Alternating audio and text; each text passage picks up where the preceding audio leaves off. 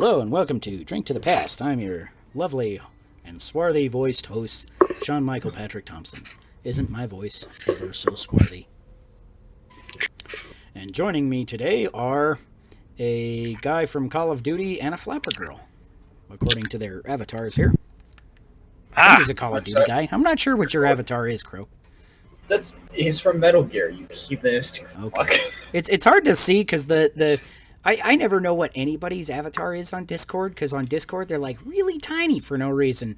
And then I have to look and I'm just like, I don't know, he's like a bald guy maybe. Oh, I mean, That's all I can really tell. You can click on it and it pulls up a bigger picture. Click. It's Ocelot. It's not that much bigger. Okay. That's Ocelot? Yeah, from MGS5. Why does... I didn't remember him having those proportions on his face. Well, it's here, I'll pull up the picture it's from. It's from Metal Gear Online. You can, at one point you were able to play as Big Boss and Ocelot, and one of the emotes that you can do is put someone in a chokehold and take a selfie. Anywho, here are my co-host Chris. What's your stupid name this week, Chris? Audette. And Still Crow. about current events, Audette. Hermit Prince? I said current events, but you know. Yeah, Chris. I like Current Kermit events Prince. are Kermit Prince, Audette. Kermit Prince.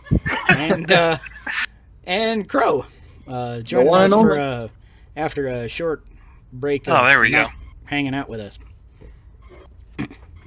But that's okay. Anyways, so yeah, let's get right into it. So what are we all drinking today? I've got a spiked fruit punch of some sort, which was literally just a bottle that was like, put a shot of any booze in this, and it will be spiked fruit punch. I'm like, okay, so I could have literally just bought any other fruit, but thank you, bottle, for giving me the idea, I guess. Anyways, it's got Kraken in it because everything's better with Kraken. I'm really scraping the bottom of the barrel here. I'm drinking a Sam Adams Boston Lager.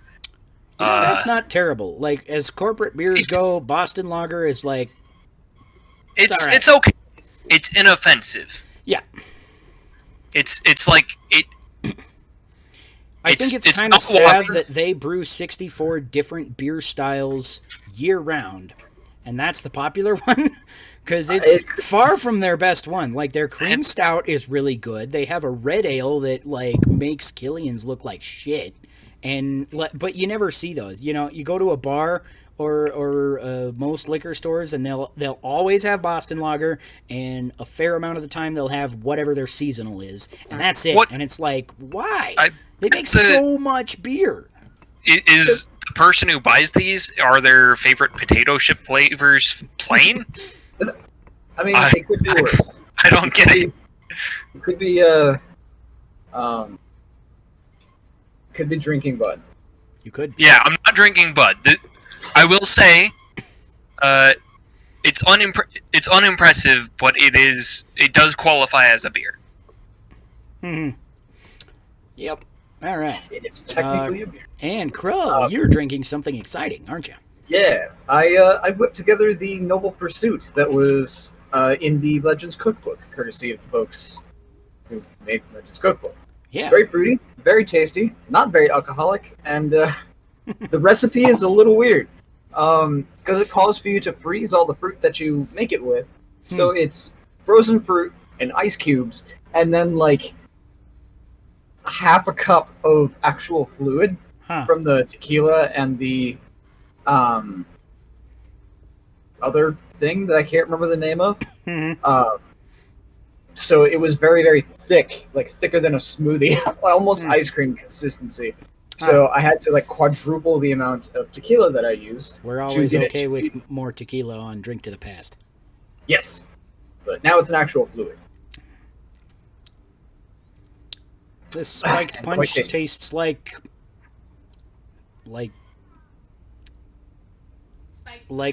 not so much like spiked punch. I'm trying to think of like what it tastes like if you had like the syrupy stuff that maraschino cherries come in, but it was strawberry instead of cherry. As a matter of fact, I have that stuff in my fridge. I have some cherries. Nice. I use that to garnish this drink. Awesome. I ate it already. Yeah. So yeah, that sounds pretty cool. That's kind of weird about the recipe, because most of the recipes that I've done from the Legends Cookbook so far, since I got mine, are like pretty much spot on, really, really good recipes, and mostly fairly straightforward and make sense and actually come out right. But that's a little weird that there's just not very much liquid in it. So do you put it in a blender or something with all that frozen fruit? Okay. Yes, you blend it. And I'm willing to bet that I probably fucked up somewhere, because to date I have yet to get any of these recipes right. They've always been an abomination of some sorts, which is why I haven't posted any pictures of what I've created, because my god, someone will probably have a heart attack if they saw what I made. Right? My grandma would disown me.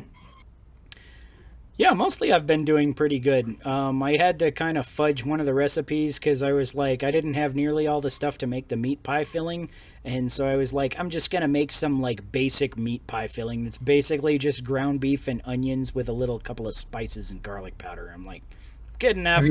And then I stuffed into but the pie crust part was the important part of that recipe, and that came out nice and actually kind of interesting. It was kind of biscuity instead of like pie crust, which I've usually had on meat pies. So that's a fairly simple one that you might give a go. And then you can literally just like brown up some ground beef and put in a couple of spices, and it'll be like, it won't be the same obviously, because it uses like the meat pie filling from the stuffed pumpkin recipe that it has, which I didn't feel like going to that much effort and buying a bunch of stuff that I didn't have. I was like, I have ground beef that I need to use today and an onion. Good enough. Close enough. Yeah. Have you made the Yeti soup? I have not. That was one of those that's on my list of things to try, because just like as iconic Zelda recipes go, it's like I want to do that one and Grandma's soup. Like, any kid who played Twilight Princess is gonna try or has tried. Like we had when I was a kid. My stepmom had a soup recipe that we just called Yeti soup. Like it was pretty damn close. Didn't have fish in it, but I mean it close enough. Right? Yeah, it's like it's got cheese and pumpkins. Is close enough, right?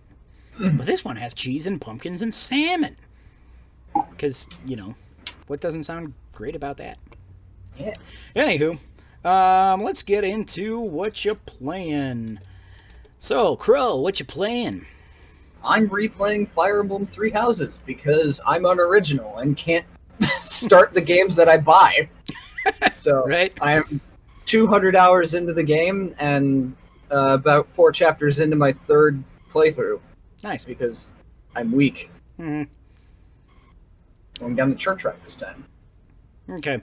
I did the church route first accidentally because I didn't know. There's like, in order to do the church route, you have to skip one scene that is like easily skippable if you're not literally doing every single thing that you can in between chapters. And like that for me was like the weakest part of Fire Emblem Three Houses, was like it wasn't bad. Like I'd go and I'd talk to like people in my house most of the time during my free time or whatever, just to see what they had to say. But like, I feel like the whole thing, I don't think it was done as well as it could have been. And I don't know. I just wanted to get back into the Fire Emblem-iness of it is kind of what. So a lot of the time I really wasn't paying all that much attention. I'd be like, okay, who's here? I'd go to a couple of places, spend my, whatever you do, daily action points or whatever they were called on, I'd like do stuff that would level up my units as kind of a min-maxing thing, and then I'd just be done. I'd be like, whatever, if I didn't see you along the way, then sorry. And if you don't specifically go out of your way in one particular chapter to talk to Edelgard and get this secret scene, then you have to go down the church route. And then I was really pissed off because literally none of the decisions that Byleth makes in the church route are sensical at all. And it's just like the entire time I'm like screaming at it. Because I had no idea that you could go with Stay with the main Black Eagle's house and stay with Eagleguard. And I was like, that's what I wanted to do, but I had no idea. And I thought that the story literally just shoehorned you away from her. And I was like, why? I don't want to. This church lady's a fucking crazy idiot. Yeah, Rhea is she's a psychopath. Yeah, which I think if I had gone through this as an alternate thing and it had given you the choice by default, then I would have liked the alternateness of it. But instead, I felt like forced down that path that I didn't want to go. And also, literally, the entire time that you're there, you cannot... It's so weird, because I feel like out of the ones that I've played in Three Houses, it is the worst about this, where there's kind of places in the game where you get dialogue options and none of them matter anyway, but I feel like it's really bad about that in the church route, where like you're given like 2 dialogue options of like, oh, should we attack this settlement or should we set up and bolster our defenses? And if you pick the wrong thing, Sedeth will just be like, no, I think we should do this, and then you'll do that anyway. And I'm like, why did you give me the choice if you're gonna make it for me? So literally the entire time, Byleth is just like standing by and just letting Sedeth walk all over him as the leader. It's like, why is Byleth even here? Byleth's a crappy character anyway. Anyway, we could go off that tangent, but all right. To be honest, the only reason I picked the church route is just because I want to do runs where I do each of the houses and like my core team, because I've always had a bad habit in the last 2 playthroughs of making like hybrid teams of people from all 3 houses. So I want to do a run where I use everyone like from that house from beginning to end. But then I got the idea of, hey, I should do a church run where I use all of the like non-house associated people, so the knights and the church staff and the Cyril and Playin, and that might just so happens to be just enough people to make a complete team. So yeah, I got really excited and want to do that. All right. Anything else you playing, or should we move on to Chris? Call of Duty, but I mean I've talked about that in the previous podcast. Sweet. Chris, what you playing? So I have been playing a lot of Dead by Daylight again. Yes. It's good shit. Good game. Good shit. Yeah, I'm playing it enough to get to the point where I'm like, it's given me the competitive game vibes where you start. I really enjoy playing Killer. I do not enjoy playing Survivor so much. Yeah. Who do you play? I've moved on to Plague recently, and she's interesting. We can't be friends anymore. So yeah, I started with Nurse. Because I was like, okay, she's strong, and I got decently good with her. And then I just kind of gave it a rotation. I'd say Hag is my favorite at this point. Okay, that's fair. Just because it's always fun to teleport across the map, hit somebody in the face, and then teleport across the map again and hit a different person in the face. But I've been having fun playing that as of late. I also picked up Command & Conquer Remastered, and just started playing that today, and it's like playing it... It really is the original Command & Conquer again, but with just updated graphics and sound and like much higher fidelity, 1995 quality FMVs. So I have a feeling I'm gonna have a lot of fun with that. So, or at least. How do you feel? Backing up to Dead by Daylight really quick. I don't know if this is part of Nooz'nBooz or not, Sean, but I'm gonna step on it anyway. Okay. How do you feel about Pyramid Head being added as the next killer? I'm like, wow, Konami let the leash off of him? Yeah. Konami using him and not a pachinko machine? And also, he looks like a really cool killer. His power is really unique. Very strong. Very strong, but looks like he takes some skill to play, and he doesn't look super overpowered. So yeah, I'm looking forward to playing him when they release him for into the full game, into not just the public beta. I think that's next week. Yeah, that is next week. It's Tuesday or Wednesday. So, and also the game, I think they said the game is coming to Switch, or it's already out on Switch. I believe it's already on Switch. Yeah. Yes, it is, because there's a unique Trapper mask. Cool. So yeah, that's been my go-to game to play for the past couple of weeks. Yeah, right. As usual, I've been playing mostly Final Fantasy VII Remake and Tales of Vesperia, which I have an interesting story about Tales of Vesperia, because I talked about this last week, I think, how I've just been having these points in the story where I'm just like, I don't remember this character at all. Like, what is going on here? And I'm like, most of it is like kind of clicking, but there are like big chunks that I have no idea. I'm like, I swear I've never seen this before. It turns out I haven't. Because the Switch version of Tales of Vesperia, the definitive edition, is actually a port of the Japan-only edition for PlayStation 3 that never came to the West. And since I played this on Xbox 360, it literally has content that I've never seen before. And I'm So like, you just oh, that's why I haven't seen this before. Yeah, and it's like these like big things. Like there's a character that's like recurring through the story, and she's like hilarious and awesome. She's like this little girl who dresses up as a pirate and looks for treasure, and you're like, are you sure you're gonna be okay to go on your own? And she just like pulls out a fucking musket and like blasts a monster 5 times in the face. You're like, okay. I'm just like, I want her in my party. I'm gonna main her. This is amazing. I love this little girl. But I had no recollection of her because she was not in the version that I played, because she was only in this expanded version that came out in Japan. And I was like, oh, that's kind of random and neat to find out. So yeah, I guess they must have apparently recorded a bunch of English localizations for the definitive edition that I didn't even know about, because all of the scenes with these kind of things are fully voiced by the cast and stuff. So I'm like, it's kind of cool. I wouldn't have expected that, because I thought it was just a straight up port, but they must have done a little more than I thought they did. So that's kind of cool. What else was I playing? I feel like I was playing something else. Final Fantasy? I was playing Final Fantasy VII.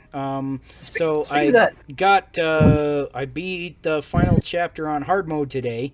Is that what that was? Yeah. For the 1 HP? Yes. Okay. So actually, some of my guys might have been dead, I think. But so the final boss has this attack that he kind of nukes the field. And it hits like probably about half the field. And if any of your guys are in it, it will put them at 1 HP.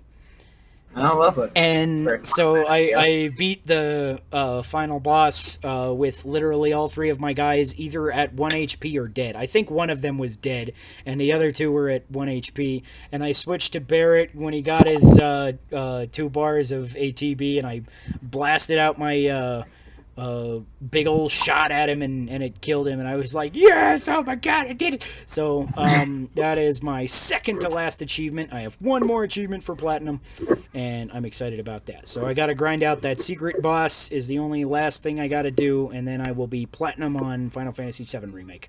You gotta go fight Thomas the Tank Engine. Yes, I'm certain that is it. Thomas the Tank Engine. Anywho, shall we get into the news and booze? Indeed. So, yes. For booze this week, I guess we've already kind of gone over that, but let's go ahead and rate our first couple of drinks here. Chris, what do you rate that beer? 8. Like, it's got a racial penalty, but it's doing okay for itself. All right. Yeah. I'm not huge into most lagers. Boston Lager is like, okay, it's meatier. I'm not sure if that's a good term or not, but it's meatier than like, your average American lager. Yeah, it doesn't taste like Piss. piss. It doesn't taste like a pilsner that is just one note, nothing else. It's got slightly more going on like that, but I do think that whoever likes this beer, their favorite potato chip flavor is Plain. Right. Not that there's anything wrong with that, but I don't get it myself. Yeah. He's calling you boring. Crow, what do you rate that Noble Pursuit there with the extra tequila? I'm gonna give it a 14. Really good. Not amazing. Like, it's not I'll make this every day, but part of that is I think I failed an intellect check. Right. And that's why it turned out the way that it did. Okay. So Yeah. I've I've been meaning to get the ingredients and have that on Drink to the Past, so maybe I'll make mine and see if it's any different from how yours was. Yes. That might be interesting to see. There you do it. Yeah, and my fruit punch is like a straight up like 6. It's just like strawberry syrup, like you would put on ice cream maybe, but like not as good as that. It's sickly sweet, like the more I drink these little, put a bottle in and a shot in, I'm just like, it's all just the same shit. I'm pretty sure it's just like sugar, water, and maybe one other flavor. Like the mojito is a little minty, maybe. You know, that kind of thing. So I'm getting less and less impressed with these as time goes on. I'm glad that I tried all of them, but it's just kind of like at this point, yep, it's syrup. So that'll bring us to my first beer of the week, which is Good Behavior, which according to this is a crushable IPA. So that sounds pretty good.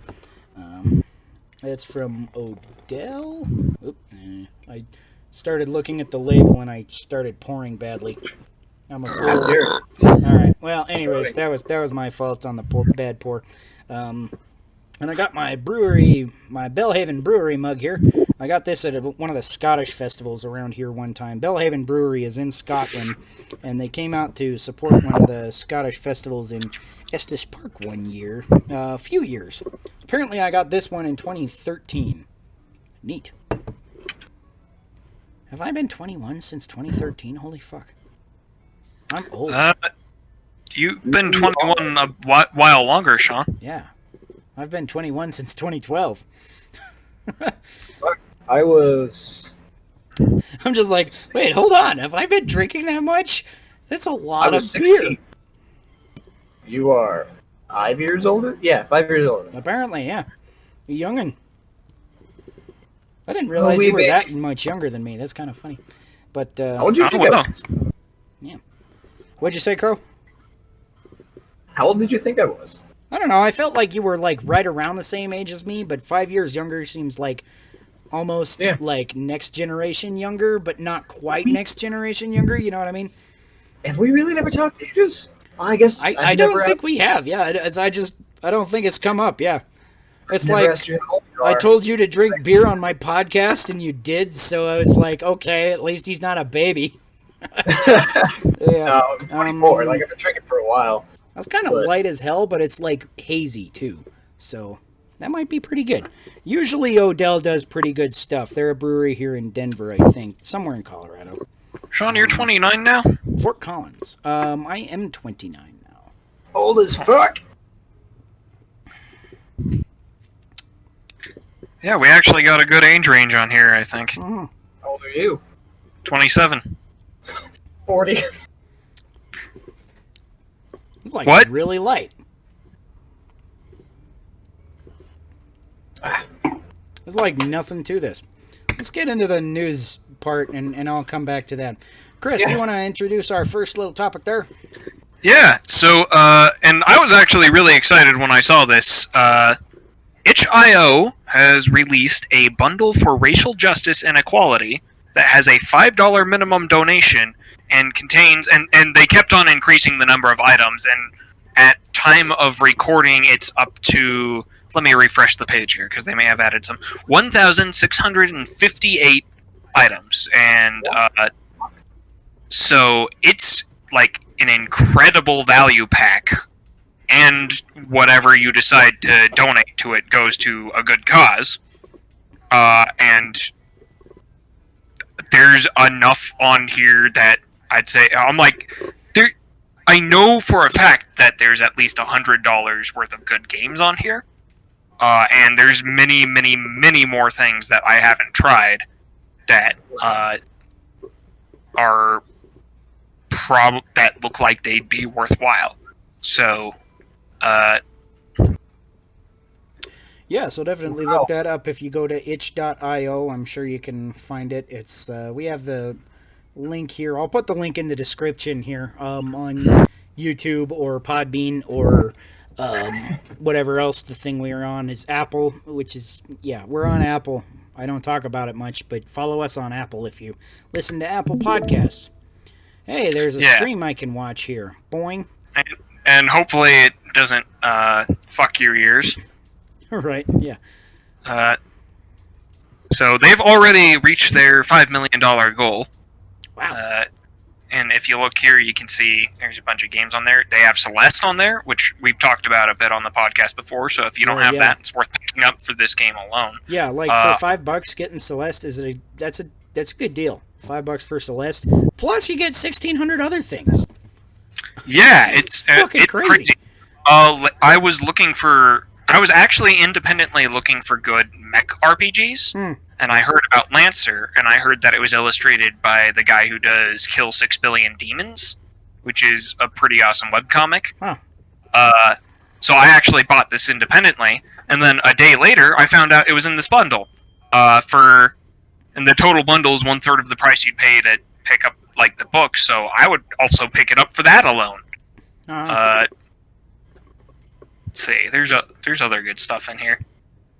I'm trying to only go with games can directly recommend due to playing them. Nuclear Throne, that's worth picking up. That's a little top-down roguelike shooter that's much faster paced than, say, Enter the Gungeon.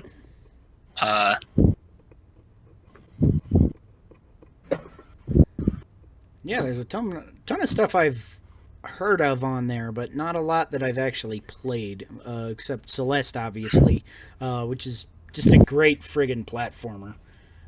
Minus the last two.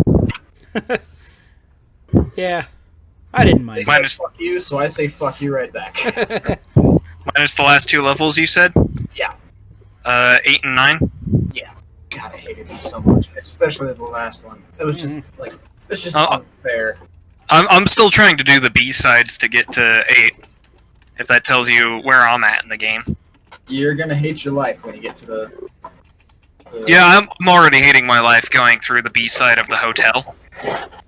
No, like, you haven't seen anything yet. Yeah, I just kind of went through the main game, and I was like, that's probably about enough for me. I might come back to it at some point, but if I do, I'll probably just replay it. Quadrilateral Cowboy is super interesting. I learned there's a 10th level inside the mountain, and it's like, no, fuck you. Yeah, I got to that area, but you need like items for crystal hearts. Yeah, you have to find them, and I think I found one of them. So you need to go like back through the other levels and find the other keys to find them. So I was like, I don't feel like doing that. You can do that. You can just find crystal hearts laying around, or you can do the B-sides, which are way harder, and get a crystal heart for doing those. Okay. And I think to do the 9th level, you need like 20 crystal hearts or something insane like that. Okay. Don't quote me on that. Quadrilateral Cowboy over here is it's like a first-person hacking game. Huh. Where you do like command line programming to turn things off and attach shit to like eye blink sequences. So that's a game that's worth picking up. Huh. What was it? There was a hexographer cartography kit somewhere in here that looked pretty cool. That's good for doing hex maps for tabletop gaming. Point is, there's a lot of interesting stuff there. It's a lot of tabletop stuff. It's a lot of video game stuff. So definitely go check that out. If you're watching the YouTube version, you can probably see the link up here in Chris's stream. It might be too small to read, but either way, I'll put the link in the description there. Yeah. So next piece of news and booze, Halo ODST Firefight is coming to the Master Chief Collection later this summer. So that's going to be kind of cool. Either of you ever play much ODST? Chris, I know you haven't played much Halo in general. I think I played a little ODST multiplayer at friends' houses before, but not much beside that. Uh-huh. Yeah, ODST is, like, definitely by far, like, I would say it's my favorite firefight mode in any game ever, maybe rivaled by Gears of War 2. They both really had just super awesome firefight modes.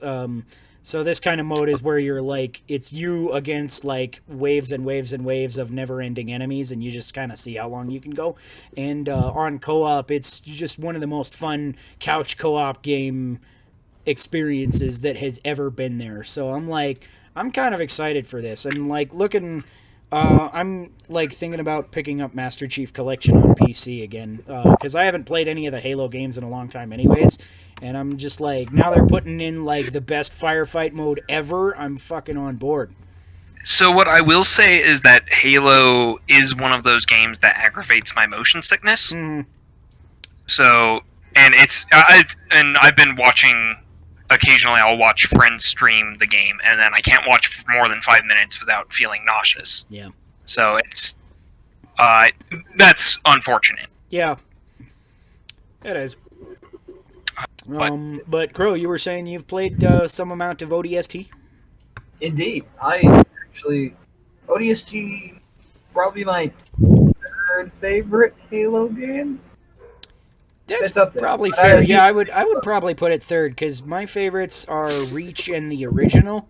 But ODST definitely had a really, really unique campaign, because you're not playing as a Spartan for once. You're actually just a Marine. And so the kind of differences between like Halo 3, which was the contemporary Halo at the time, and ODST, which is sort of the spin-off right in that same generation, was really kind of cool the way that they handled that, because you didn't feel like a Spartan, but you didn't feel imbalanced because you were just a Marine. Right. I thought it was a really cool kind of way that they ended up doing that. I think it's funny that ODST basically got the same treatment as Wind Waker, where like when it first came out, everybody was super shitting on it, like, this is not Halo, you're a Master Chief. Right? And now, yeah, I want energy shields. I've always loved ODST. Chad. Right? That's mad. Yeah. I wasn't shitting on it. What are you talking about? Don't you quote my tweet from 5 years ago? Yeah. So yeah, that's pretty exciting. I'm definitely I didn't know about firefighting, so I'm excited about it. Yeah, that's going to be one of the cool things. What's the highest you ever gone? The what? I don't even remember. It's been so long since I played. I don't. Me and my brothers used to sit down and play 4-player split screen, just go to town on that for, that and also Gears of War and Gears of War 2. And we were really into those kind of things, because they had that kind of thing also in the old Ghost Recon games, before Ghost Recon was like kind of trying to imitate Call of Duty, I feel, because Ghost Recon was almost kind of its own thing, where it was like a hybrid stealth/action shooter in the original Xbox days. And I feel like they kind of just eventually were like, nah, Ghost Recon is going to be our Call of Duty, competitor. Wildlands is great. Mm-hmm. I haven't played any of the Ghost Recon games in a long time. I'm trying to remember. The last one I played was sometime in the Xbox 360 generation. So it's been a while, but and not to say that any of them were bad, but just they kind of lost what I felt kind of made them unique when they sort of tried to be a little more competitive. Is kind of what I read into it. I'm not sure if that's true or not, but that's just kind of how I felt about the situation. Wildlands is so much better than Nature Soul. So much better. Anyways, Hellblade 2 Senua's Saga is the first Xbox Series X game confirmed to be working with Unreal Engine 5. So I will ask if that typo, is that supposed to be there? Which typo? What? I'm looking at the document with Chris. We have a as host and co-host, we both have access to the notes that I talk about. Which are you talking about? Right there.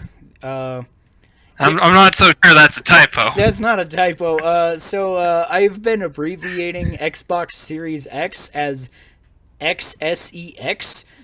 XX. XX, yeah. Which actually Lyle, who was on the podcast a few weeks ago with us, kind of started that in the Two Guys Playing Zelda Discord. So hit them up. Go to twoguys.playingzelda.com, find the Discord link, and chat us up about all sorts of weird gaming stuff.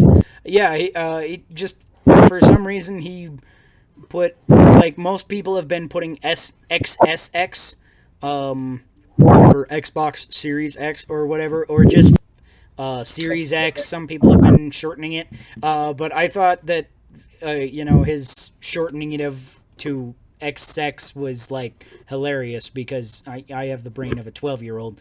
So I was like, okay, I am going to forevermore abbreviate Xbox Series X as XX.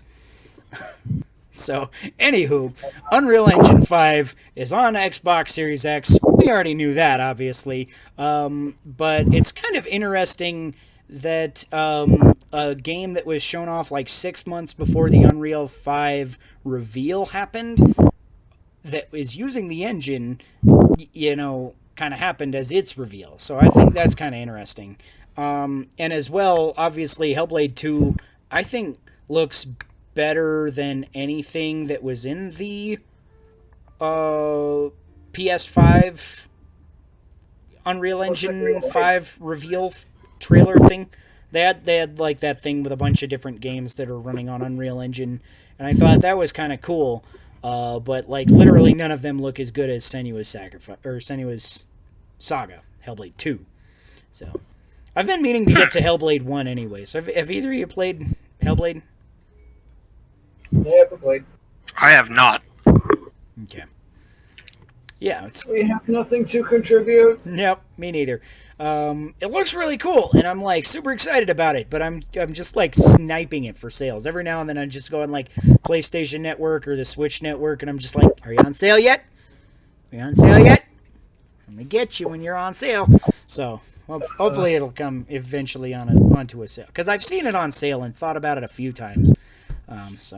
Anyways, Hellblade 2 Senua's Sacrifice is going to be Unreal Engine 5 and Xbox Series X exclusive. So, anyways, not much else to say about that. New Paper Mario trailer has revealed more about gameplay, exploration, and the setting. So, this was revealed earlier this morning.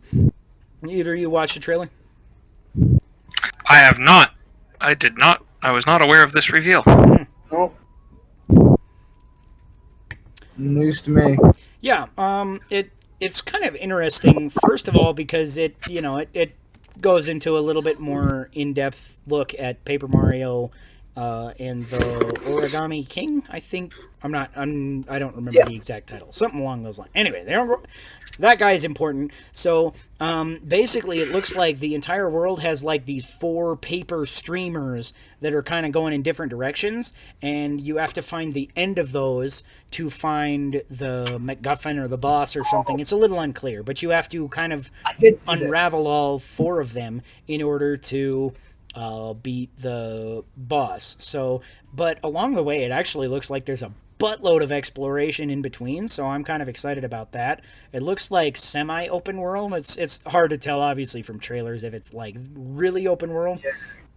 And then it went into kind of how the combat works, which we saw a little bit in the reveal trailer, where like Mario's in the middle, and then like there's enemies kind of in rings around him, and you can like move the rings in order to cleverly position your enemies to do combos and stuff. So it looks like it's gonna kind of weird, unique strategic gameplay. So I'm kind of excited about that. I think it looks like every fight is going to be a little bit of a puzzle. So I think that looks kind of cool. I think the bosses are really, really fucking dumb. They are. They're like weird. They're like art supplies and shit. And you're like it almost feels like these were like rejects for Yoshi's Crafted World. Yeah. Well, it's not even like that. It's like they developed the game, and then like one of the guys is like, "So, how are the bosses coming along?" And the dude's like, "Bosses? Oh shit! Colored pencils, tape dispenser, bottle cap." Yeah. Those are literally the bosses. So that's a little fucking weird. But still, the puzzle element of defeating them, I think, might be kind of interesting. So, and the rest of the game looks pretty cool anyway. So, but I will agree with you, the bosses look fucking silly. You could even make creatures based off them. You literally just made art supplies. Mm-hmm. Yeah. So the other kind of interesting thing about this that I'm thinking of is the way that this presented itself is like very similar to the way that they would have like in a Nintendo Direct. Like they would have the reveal trailer and then maybe like this other trailer like explaining more of the in-depth like this is this and this is that, you know, that kind of thing. And one of the things that people were talking about when this was revealed was that this was, quote, like, direct-worthy news. And so it kind of brings into question whether or not Nintendo Directs are really going to continue the same way that they have. Because obviously, like, right now, we're in, like, this last week should have been E3, theoretically, if everything went to plan. Nintendo probably would have had a Nintendo Direct, but now, like, everybody's kind of...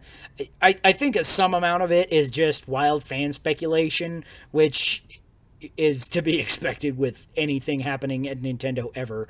But I think there's some kind of credence to it, though, that there's, you know, a potential chance that Nintendo Directs could change because they didn't need to make a Nintendo Direct for E3, so they can kind of split up everything and do like more individualized stuff instead of having a big presentation with a lot of stuff. So what do you guys think about that? Do you think that this Paper Mario stuff being Direct-like yet standalone is a sign that Nintendo Directs might be going away or changing form in some capacity? Or do you think it's just random shit that Nintendo does because nobody knows what the fuck Nintendo is doing?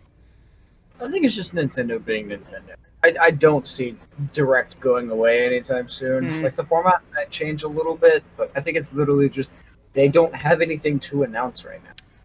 Yeah. That's possible, because, like, a lot of their stuff is kind of known, but unknown. It's like, you know, for the rest of the year, the only big thing we have after Paper Mario is No More Heroes 3. And maybe Breath of the Wild 2, but for the third time. Right, yeah. But Breath of the Wild 2, I'm almost certain is going to come out next year. I just don't see it coming out this year. Like, maybe, sure, if they pushed it really hard, maybe, but I just don't see Breath of the Wild 2 coming out this year, personally. So there's a lot of credence to what you said, Crow. It could just be like they're kind of like, we don't have a lot of announcements, so we're going to give the announcements we have. There's also, like, Japan is taking this whole COVID situation a lot more seriously than the United States is. So I can tell you that is true as a, you know, American guy who has recently been in 3 states in varying amounts of COVID panic. Because like, here in Denver and the Denver metro area, like, it's a lot more big city than I think even I, as a, like, Denver metro area resident, like, think it is sometimes. Because Denver is, like, the biggest metropolitan area in, like, a several 100-mile radius. Like, there's nothing outside of Denver that is half as big until you get to, like, Phoenix. And then Phoenix is about the size of the Denver metro area. Yeah. But like other than that, it's like there's nothing. And it's so funny, like even just to travel to different towns to here and there in Colorado, that like they take it so differently. Because like in Denver, like everybody's in panic mode. Everybody's like, you must wear a mask, you must social distance, and all this and that. And I try to keep up with it and all that. When I'm going out, I'd be courteous and polite and wear my mask and all that. But then when I go, like I had a gig a couple of weeks ago on Memorial Day. I went out to Fort Morgan, which is this kind of little redneck town in the middle of nowhere, and played for a Memorial Day service. And like everybody's all buddy buddy. Like 12 people wanted to handshake me, and I was like, I haven't had a handshake in so long. What do I do? It was weird. Also, they have had more cases than all of Fort Collins. Fort Collins is really big, and Fort Morgan is really small for non-Colorado people. It's tiny. Yeah. Fort Collins isn't huge like Denver, but it's pretty big. It's a college town too. Maybe don't shake hands till next year, till there's a vaccine. Yeah, it's like, and I try, but then it's like once you're put in that situation where there's like tons of people coming up to you, like, oh, I have a handshake, and just like being buddy with each other, and it's like, but at the same time, in such a small town, like I can almost see their desire to be as buddy as they are. It's like a weird kind of thing that I'm like, I get it, but it's still not the right thing, quote unquote, to do. But it's like, how do you, like, can you really stop them? But it's weird. A lot of weird situations. At least once a day at GameStop, we'll get somebody who's like, I know this whole COVID thing's just a hoax. None of this ever existed. Yeah. Do you not see the world? Do you not read news? Yeah. Which side do you live under? Anywho. A new Star Wars game has been leaked and then shortly after was announced by EA. It's called Star Wars Squadrons. There is a full reveal coming Monday, which is June 15th. So this next Monday coming up is going to be some pretty cool Star Wars game news, theoretically. It looks from it basically this image leaked online, and it's I didn't look all into it. I just was kind of like looking at this, and then I kind of quickly put it on the notes so I would know what was going on. But I saw the image, and it looks kind of like there's kind of some sort of space flight going on. There's like classic TIE fighters and X-Wings and Y-Wings and stuff. So I'm like, okay, maybe it's, another Rogue Squadron era sort of game where it's like all flight simulator-y. So that looks pretty cool. But this reveal is What? This reveal is actually pretty shocking to me. Disney still trusts CA after Battlefront 2? Well, I mean, they did come out with Jedi Fallen Order. I guess that's fair. And honestly, probably the issue is more that EA still has the contract with Star Wars that they signed before Disney took Star Wars over, I think. Yeah. So that's probably more, after their contract runs up, I don't fucking know. But I'm not sure when that is. That'll be a while, I think. They signed a pretty hefty long-term contract, I think, but I don't remember. I hope the game turns out well. I'm generally not confident in EA's ability to not fuck things up, but they seem to have done a pretty good job with the Command & Conquer Remastered and not fucking things up, so who knows? Right. All right, and last piece of news and booze is all of the news.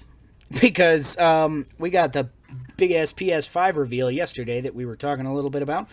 So let's just kind of go through that point by point, and you guys can stop me if there's anything specific that you want to talk about. So it opened off. I'm going to stop us real quick right here because I thought that this was a really weird way to open up with Grand Theft Auto 5 Remastered, which is coming in 2021. So it's not a launch title. It's a remaster. And like the way that they led into this, like it didn't look very good. And I was like, am I looking at Just the be next better. generation graphics? This doesn't look very good. And then they were like, oh, it's Grand Theft Auto 5 Remastered. I'm like, okay, it's an old game, so I can give it that pass. But, like, I'm not familiar enough with Grand Theft Auto to have seen it, and I was just like, the whole trailer before it was like, this is remastered Grand Theft Auto 5. I was like, man, this looks like crap. So is that just a weird fucking way to start stuff off, or what? They didn't even say, like, remastered. It's expanded and enhanced. Yeah. So, like, they didn't even have to touch the graphics. So that seems like just a failure in terms of ordering. I feel Yeah. like you start off with something new and exciting, and you finish off with something new and exciting, and then you leave something like this for the middle. Right. I feel like this was almost like the pre-show at the Game Awards announcement, though. Yeah. Is kind of what it felt like, because, like, after that, they kind of got into, like, okay, so here's now where we're really going to start. So their next announcement was Spider-Man Miles Morales, which is a sequel / spin-off to Spider-Man PS4. But it's obviously starring Miles Morales and going more into his story. So that feels like a good thing to start off on. And I'm just like, why did you bog this down with that? Why didn't you lead with Spider-Man and put Grand Theft Auto just somewhere in the middle? Right? It felt like when, at the end of the Game Awards, when they announced the Fast and Furious game, and you thought it was going to be something really big, and then it's a huge letdown. You're just like, right? Yeah, that's exactly what it So feels hyped. like. Because that was maybe a little bit worse, because it was like the last announcement of the show at the Game Awards, and you were like, Right. oh my god, they got Vin Diesel and whoever this other person is that's apparently in the movies, and Vin Diesel is like really excited, and he's like, I'm gonna tell you about this game, it's really cool, we're all gamers on set, and it's this game of Fast and Furious, and you're like, wait, okay, so you're just plugging this, you're not actually that excited about it, you're just plugging it because the studio paid you to. and it looks like a forgotten 360 game. Yeah. Like they developed it in It's so bad. 2008, and then just forgot about it. And they're like, "Oh, hey, this is a thing. Let's just release it. It'll be fine. This will give us some money." Right? Yeah. It looks so bad. Anyways, the Spider-Man, the graphics Yes. on that look pretty cool. So what do you think about it being a Miles Morales game instead of a true sequel? Because I've been seeing kind of mixed opinions on that about, like, oh no, I wanted a true sequel where we're following Peter Parker still, and Miles is just one of those side characters or whatever. So what do you guys feel about that? I feel like Miles Morales is a decent character to carry on with that. I mean, it's not like he came out of nowhere. Right. Yeah, I think he definitely he deserves a spotlight in the game. Like, if they want to make the sequel about Miles, go for it. What the problem I have is, like, I've been getting conflicting reports, and Sony hasn't told us anything official for GameStop. Mhm. But it seems as though Spider-Man Miles Morales is actually more like an expansion, or like a DLC type thing to Spider-Man. It's not Spider-Man 2, it's like Spider-Man 1.5. Yeah, so that's another thing that's been a little bit bugging some people, which I'm kind of like looking at it and I'm like, it feels to me like it's like Torna for Xenoblade Chronicles 2, where it's like an expansion that's basically big enough to be its own game, but it's still built on the same engine, it's still got mostly the same graphics, but it's just got a different story that kind of relates to the first. And so that's kind of what I'm taking it as, and I'm still just, like, excited about that anyways, because I'm just like, but because it's a weird thing, like, as a standalone game, I will buy this. If they released Miles Morales as a DLC, I probably wouldn't, just because, like, I don't buy DLC, like, almost ever for any game. So just on principle, I probably wouldn't buy it. And now I'm like, okay, I have something to be hyped for when, I get a PS5, if that should, which I'm still kind of leaning towards that more over Xbox Series X, because Xbox Series X pretty much is like Hellblade and Halo. And I'm like, I kind of want Hellblade, but I haven't played the first one yet, so I could probably wait for that. And like, I have plenty of other Halos to catch up on. Like I could buy the Master Chief Collection, and I would have 900 times more Halo than Halo Infinite. There is actually Game Informer released a list a few weeks ago of all the games so far confirmed to be coming out for Xbox Series X, the XX. The XX. There's, I think, 17? Okay. Maybe 22? Yeah. Somewhere in there? But some amount of those are also, going to be third-party games that are going to be coming to PS5 anyway. So it's like, at this point, it's like, it's still kind of hard to tell. Like, if they have a couple of, like, really hard hitters, then maybe I'll look more towards Xbox. But anyways. New Gran Turismo game is coming out. Either you care about Gran Turismo, or should we move on? No. Okay. It's like, it looked cool. I think it was a good showcase of the graphical capability. And next thing that came up was Ratchet and Clank Rift Apart. So a new Ratchet and Clank game, which is kind of interesting. I haven't actually played any of those, but they all have looked kind of fun, and I've heard nothing but good things. But this one is really kind of showing off the PS5's horsepower, because it features this crazy-ass dimension hopping as like a mechanic, where you're like going from one dimension to the next, and it's like loading an entire world that like... If you're, like, teleporting from even one point in the world to another in most current-gen games, you're going to have a loading screen, right? So this, you're, like, going through a portal, and it's like you go through the portal, and you're there in the next world. It's fully realized, it's fully explorable, and it's, like, almost instantaneous. How fast you're going between these worlds is fucking insane. So this is, like...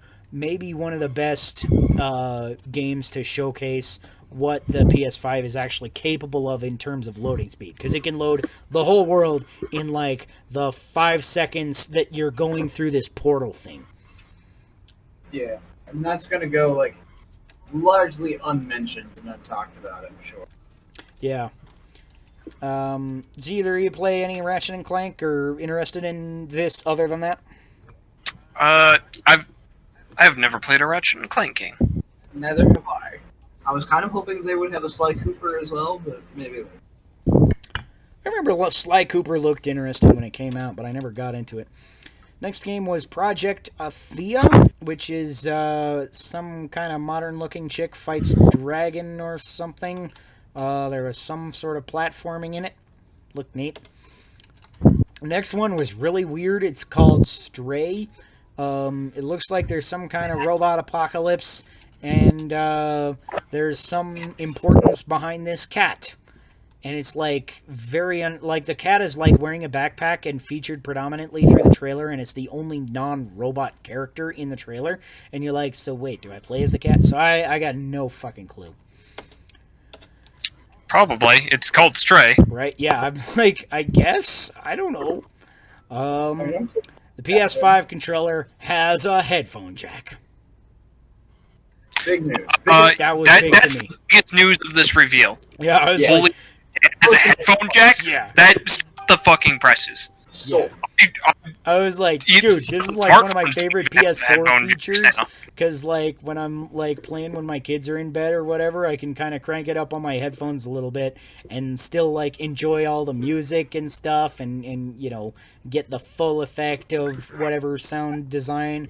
So I'm super hyped that it has a headphone jack. I'm just like, yes, please don't go to no headphone jack, and don't go to any stupid wireless things. I don't want to buy wireless headphones. I got good headphones. I don't want to replace them right now. Next game was called Returnal, which looks like Groundhog Day, but it's a horror shooter in space. It's kind of interesting. It's like every time you die, you wake up and the world is a little different and slightly more fucked up. Oh yeah, it's very Death Stranding-esque, or at least that's the vibes I got The from it. aesthetic is a little Death Stranding. I could see that, but the concept is really far apart from Death Stranding. I feel like, but Yeah. I can see how you kind of get that a little bit from the aesthetic. Next thing is Sackboy: A Big Adventure. So it's more Little Big Planet, but it's in 3D, so it's a little bit different than any, because all the Little Big Planet have been 2D so far, haven't they? But now it's a 3D Little Big Planet thing. They've been pseudo 2D. Right. Yeah. 2.5D. I mean, but whatever. This is like a full 3D, like Super Mario Odyssey kind of is what some people have been kind of comparing it to, as I don't know if it looks as good as Super Mario Odyssey. I don't think it does. It looks like a decent 3D platformer, but I'm really not big into 3D platformers. and as someone who was like the only person I knew who had a PS3 and had the original Little Big Planet, I don't care about Sackboy. Right. Like this, it's funny that like I think you were the only person that I remember having a PS3 at the time PS3 was important. Our buddy Tyler got one later, but he literally bought it because it was cheaper than a Blu-ray player at the time. And he just wanted to watch movies on it. And I was like, okay, that's fine. I don't even know if he has any games to it to this day. But yeah, I remember playing Little Big Planet with you a little bit, and it was like fine. But my big memories of your PS3 were Soul Calibur 3 and Scott Pilgrim versus the World, the game. Yeah, Those were the important things that happened on PS3. those were the important games on that PS3. So What I'm curious about is if this is going to be like, because you saw you could do up to 4 players. Is that going to be like couch co-op or is that online co-op? that's a good question because, you know, with the way that couch co-op kind of works in this generation, it's kind of ambiguous, right? And especially with the big-ass DualSense controller thing that they're trying to push, and it's like, how much are those controllers going to be? You know, are they going to be $80? Am I going to have to, you know, drop $200 just to play 4-player couch co-op if it is a feature? You know, that's a kind of, because I only have 2 PS4 controllers, and I barely play, like, me and my wife played Diablo 3 co-op for a little bit, and that's literally the only multiplayer we've done on the PS4 since we got it. PS4, not Nintendo. Yeah, because Nintendo has cheaper controllers. I guarantee it. Joy-Cons. Yeah. Anyways, next piece thing was Destruction All-Stars, which is this crazy-ass futuristic destruction derby where all the characters are luchadors. Which to me kind of almost felt like it was trying to be the next Rocket League. It didn't look terrible, but like it looked like it was trying to be Rocket League, but different, but the same. You know what I mean? Yeah. Seems like the sort of thing that has a small chance of hitting it big and it is otherwise like 50-50 odds of just being forgettable or having like a tiny, crazy, rabid fan base. Very giving. Yeah, next thing was Kina, the Bridge of Spirits, where you're some sort of magic girl who helps little forest sprites and fights demons. The action looks like it's a mostly action-based game with Pikmin-esque elements where, like, you get these little tiny spirits that, like, you know, kind of fight with you. So it kind of reminded me of Pikmin gameplay in that, where you're, like, you know, you got these little buddies and you use them as part of your attack pool or something. Not that but they're all kind of the same, so it's not exactly like Pikmin. But I don't know. I got kind of that vibe. The aesthetic of this game was actually really, really cool too. I almost was like gonna say that this has the coolest environments in the show, but then there was like something later that had slightly cooler, more amazeballs environments. It looks like if Disney Pixar was able to develop it almost. Right? It was Yeah. very much like Pixar-esque. Yeah, maybe a little bit. Yeah, that's a good kind of description. But maybe with like a little bit of a more Japanese flair, like Studio Ghibli or something, because the sprites I feel like are very Japanese feeling in their aesthetic and stuff. Really kind of remind me of the little forest spirits in Princess Mononoke specifically. That's a good fucking movie. I want to watch that again. Next thing was Goodbye Volcano High, which is some sort of magical high school creature. You're like magical creatures in a high school drama, and then maybe you're in a band or something. I've got literally no fucking clue. This was so weird looking. Is the most anime video game premise I've heard. Yeah, Wow. It's clearly like Western drawn. It's not anime style, but it kind of almost does have an anime side sort of idea behind it. Next thing is Oddworld Soulstorm, which I didn't recognize at all, and my wife was like, "You've never played Oddworld?" Oh yeah. She's gonna come over and talk to me about it. So It is. either you play Oddworld? I played a demo of it back on the original Xbox when it was like Ape's Oddworld or some shit like that. Yeah. But I honestly had repressed the fact that game existed. Uh huh. So interesting. Can you hear? No. So what do you have to say about Abe's Oddworld? Me? Or yeah, Okay. does it look good? I am very excited, mainly because it brought my childhood back, like, in a hardcore fashion. I was so excited. Hardcore. Yeah, I was like... Hardcore. Hardcore. Okay. It was so just... I was having flashbacks to my brother telling me what to do with these little minions of doom and how these bad guys that have like these claws, and it was just so good. I don't remember. It's like it is probably not even that good of a game, but the fact that I was playing it when I was a child makes it so much better. Like, you know? That's possible, because you, like, showed me, like, the first, like, opening cutscene of the game, and I was like, the fuck is this? They're going to eat them? I was like, no, that I saw coming a mile away, but it was Yeah. like, he didn't realize it until, like, way further in, and I was Well, like, yeah, because dude, they're they're gonna stupid. eat you, they're gonna make you meat, I get it, They're I get stupid. it. They're stupid. But it's so... I love the game when I was a kid. And I hated it because I could never beat it. But then again, I was like 6, you know, or I don't even remember how old, but it was one of those things where I could just play with my brother, and it was a bonding point with my brother. So I even texted him, "Russell, we get this! Oh my gosh!" He's like, "That's great. I'll never afford it." I'm like, "You can come and play at my house." He's not gonna buy a PS5 at launch because he's a college student or something? Because it costs how much? 8. Have we talked about that? They did not Holy reveal the price. shit. At What the is it gonna thing. be? Yeah, I'm willing to bet that it's going to be around 500. yeah that's Yeah. kind of my, like, They're going to go any higher. if I was kind of expecting both Xbox Series X and PlayStation 5 to reveal right around that price, 500.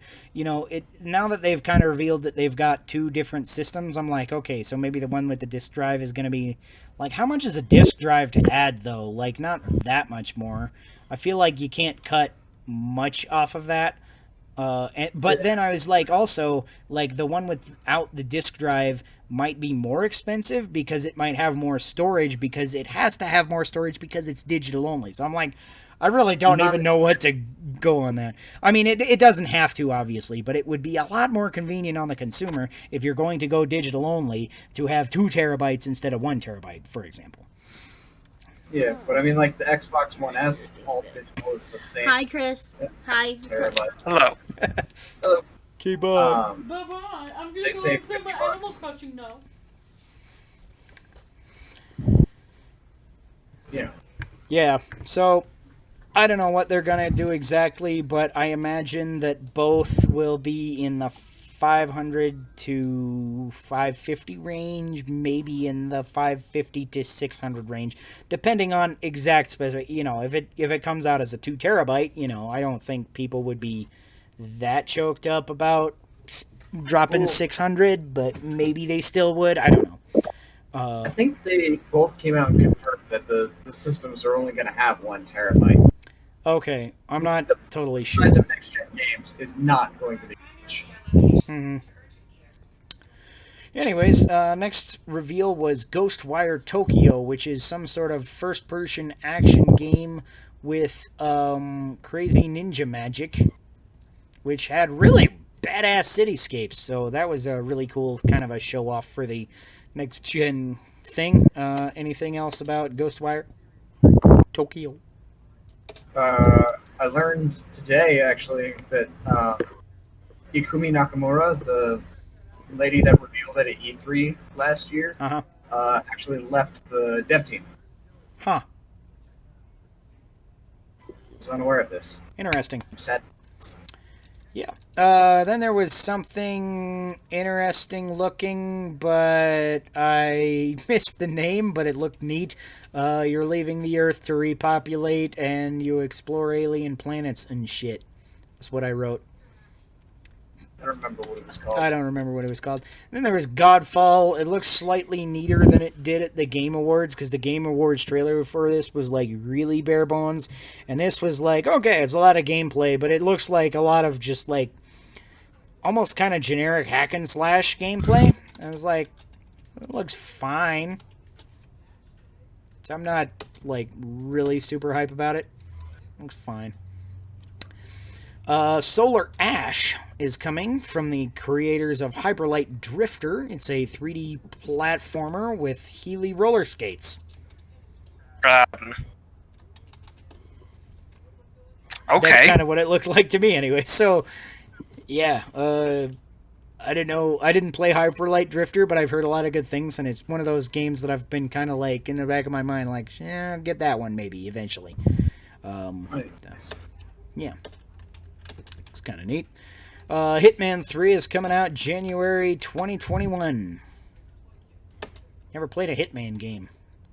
They look fun. Good. I watched the Hitman movie with Vin Diesel, but it was on TV, so it was probably like really cut and like bad, and I like barely remember anything. Like I'm pretty sure just it was Vin Diesel killing people. That's all I remember. Some kind of new Astrobot thing. Yeah. So it's kind of interesting. Like... They didn't really talk about this with VR, because one of the big draws of Astrobot was VR.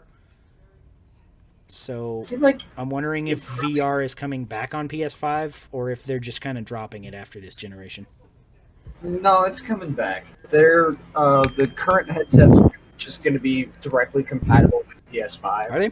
They may have like a revised headset, but the existing headset will still work. Okay. The main thing about the new Astro game is it's going to be like focusing more on the dual sense and what the controller can really do. Right. Like, they're going to put it through its, phases. Right. One of those things like Wii Sports or Nintendo Land where it's like, this is what the console does. Exactly.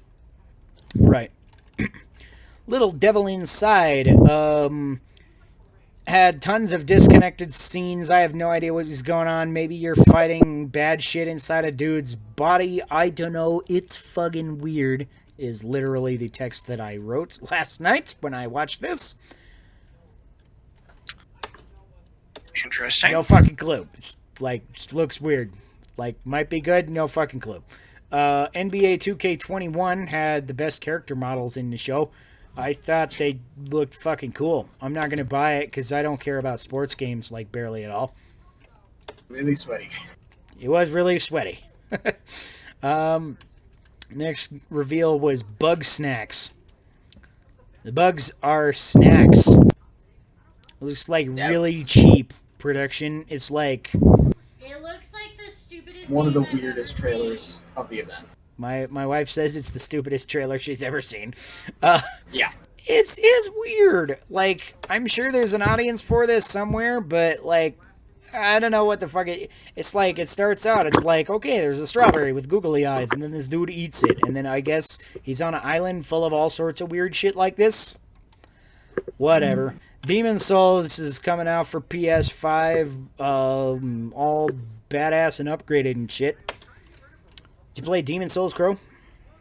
I did not, but I will play this new one. Yeah, it looks pretty cool. That might be, although I said that about, Dark Souls Remastered on Switch. I was like, oh, maybe I'll get into it. And then I, still haven't. Although Bloodborne is on sale right now, so I was thinking of getting into Bloodborne to get kind of into this sort of series, because Bloodborne is like $10 right now on PlayStation Network, so it's like, maybe I'll have to do that. From Soft game. That's okay. I bet you're probably one of most, From Soft fans. Deathloop is the next thing, coming out from Bethesda. Some sort of an assassin action game with a Team Fortress 2 sort of aesthetic, and interesting items. You try to kill 8 guys by midnight, but there's rival assassins, and you restart every time you die. So it's kind of interesting that there's like 2 of these when you die it's Groundhog Day kind of games in the same thing, but it's like, this is kind of interesting. I really kind of dig the aesthetic. It really brings back some of that Team Fortress 2 vibe, but it's like a little bit darker and edgier, especially with the kind of context of what's going on in the game, and it looks kind of interesting. So I'm a little skeptical, because I'm like, is it like a online multiplayer or something weird like Bethesda has been not successful with? Or is it like you're just versus weird NPCs, and then I'm like, would that be as cool? I don't know. It's ambiguous and strange. What were you saying, Crow? I feel like it's going to be an online game. Could be, yeah. So, looks neat. I'll have to see. Resident Evil 8 had a trailer. Bum, bum, bum. It's called Village. Creepy shit happens, and Chris Redfield shoots stuff. So the subtitle is Village? Yeah. Yeah, actually, I feel like when the trailer came out, it was like Village was like all it said, and I was like, because it didn't actually reveal Chris Redfield or anything. Or even really zombies. It was like just like this creepy shit happening in this game, and I was like really into it. I had no idea it was even related to Resident Evil from the start of the trailer. I thought it was Outlast. Yeah, something.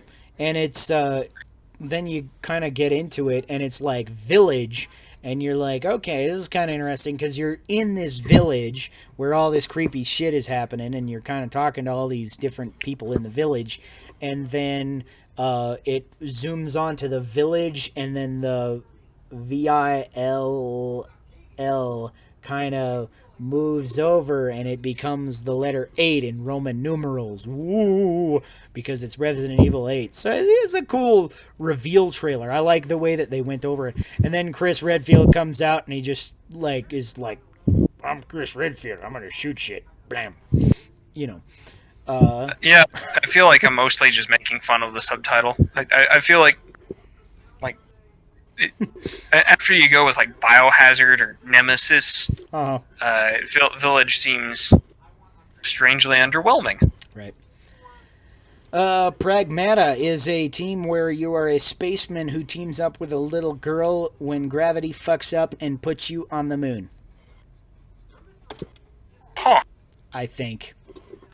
Not totally. Hard to tell. Yeah, I'm just like, it's pretty trippy looking stuff. I'm like, it's kind of neat. You're on the moon now with this little girl. How are you fucking breathing? I mean, you're in a spacesuit, but how's she fucking breathing? What's going on? I don't think she's a human. Yeah, it's kind of hard to tell because she's got like weird powers and shit. So looks neat. And final big old thing is Horizon Forbidden West, which is a sequel to Horizon Zero Dawn. Brain fart. I have to drink. My drink card's still under my printer. I keep meaning to. I have to drink twice because I still haven't got my drink card back.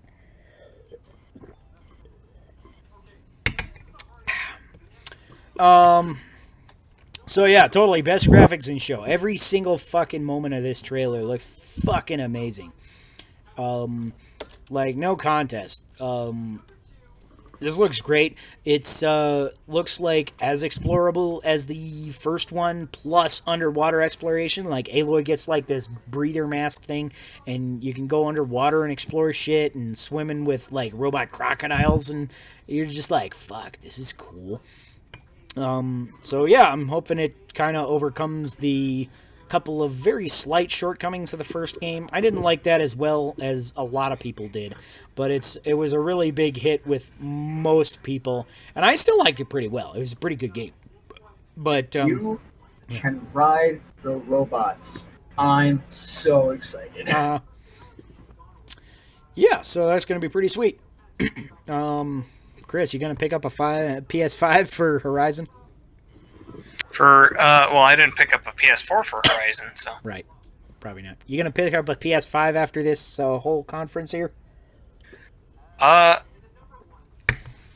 Maybe. It's a little far off for me to plan on pick. I want to see. I want to see how well the games hold together. I launch things. I feel like there's a lot of things that happen at launch that end up not being as good as advertised. And the Wii launch is like a good example of that, because that was one of those things I did pick up at launch. And then a lot of the things on it, just like Red Steel, were not what they were cracked up to be. Right. Yeah, but then you got like Twilight Princess, which was exactly what you wanted. Yeah, I did get Twilight Princess, that's true. So, and you got Twilight Princess a month before me, because I didn't get a Wii at launch. I got it in like February or March or something after that. It wasn't long after launch. So not only that, I got Twilight Princess before the Wii was released. Oh, did you? Not that I could play it. Yeah, I got it about 3 days before I got a Wii. And I got the Wii on launch day. It just got delivered to me earlier. And it's like, what do I do with this now? Wish I could play this, right? Yeah. That'd be awesome. All right. So, anyways,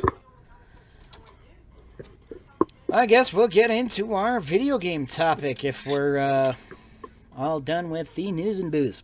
So, I guess our last final piece of news and booze is me rating this beer, which is like, I'm just not having it. I'm just like, I don't know, this is so generic, so, like, I don't know, there's not even, like, generic flavor. It's like, it's not bad, but I have nothing to say about it at all. I have no idea how to even describe it. It's just like beer. It's like the bud of IPAs. That's not a good thing. Yeah, fucking, like, 4. Awful. Damn. So I got another one, so we're okay. But let's get into our table topic. No, fuck. What are we doing? Video games. Right, video games and then table topic. So, video games, we're going to talk about mods and shit. So, all kinds of mods. Are mods appropriate? Are mods illegal? Are mods morally complicating? Well, and other kind of things, you know. Have you done any fun mods? Have you done any weird mods? Or you know, what kind of a lot about mods is basically our topic. It's a broad topic. What I actually wanted to get on about was mods on multiplayer games. Kind of like the mods that people... Because you mentioned mods on WoW. Yeah, I did. When we were kind of picking the topics earlier, yeah. So I was wondering, at what point, when you apply a mod to a multiplayer game, is it bad for you to do that? At what point should you not be doing that? And I'm not talking... Yeah, I don't know. I didn't do a lot of mods when I was playing WoW, but I had a couple that, like... I started with no mods, you know, because I'm just like, that's almost the only game I've ever modded. I've done mods on a very, very small selection of games, but most of the mods I got for WoW, because when I was big into WoW, I'd get Deadly Boss Mods was a really, really popular one, which kind of gives you like a heads up of like the boss is casting this spell, so you need to ready your counter spell, or stuff like that. It's like it would give you like big pop-up messages to tell you like what's going on and how you might react to it, or like it would give you like the boss summoned this ad, you should focus this ad right now instead of focusing the boss, stuff like that. And so it's like it's little strategic things that are maybe kind of hints, but it kind of helped you kind of like point you in the right, like, okay, what should I be attacking right now? Should I be focusing a different thing? Should I be countering something else? Should I be ready? Should I get out of the fire or something? Stuff like that. And I had another mod that was called Recount, which was a kind of a cool mod because it tracked the different damage numbers that various players and their characters would do against various enemies, and how much damage they would take from various enemies and stuff like that. And so like I could use Recount and like post it to the chat and stuff, and it would give me data of like who was doing the most damage, who was doing the most damage per second, who is attacking this enemy, who is attacking that enemy at the right time, so that I could point out to people in like when I was raiding and stuff, like, oh hey, like they're questioning my damage numbers. I'm like, hey, these are my damage numbers. I was like pretty much top of my charts pretty much all the time. If I found another really good DPS, they might, run with me. But in general, I was one of the best DPSs that I ever raided with in just random pickup groups is mostly what I did.